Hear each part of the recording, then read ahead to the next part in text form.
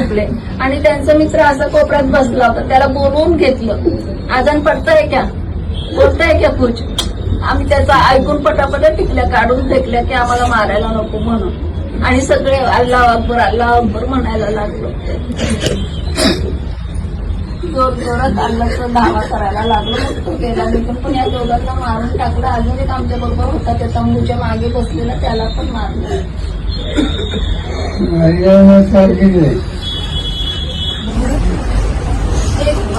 एक जरी असतं तरी आम्हाला मदत झाली होती. कोणाची मदतच नव्हती मग तिथे यायची. आम्हाला निर्बल लोकांना बघून ते अतिरेकी आले.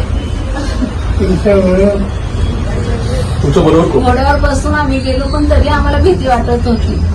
मग खाली येताना आमचे गुडघ्या एवढे पाय चिखलामध्ये रुतत होते. आम्ही पळत सुटलो तिथून. नंतर आमचे बुटं बिटं सगळे चिखलात अडकले. मग तिथं बुटं बिटं सोडून आम्ही पळत सुटलो तिथनं.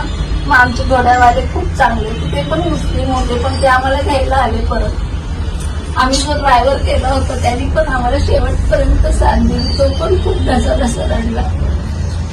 खूप चांगली माणसं काल पाठवले इकडलं रिकामे आले फ्लाईट आणि त्या फ्लाईटने आम्ही आलो. गेले 3 वर्ष टुरिझम वाढलं होतं ना, त्यांना शिप्रियाताई सोळंचे जे हे होते प्रिय होते त्यांनी पण खूप सहकार्य केलं.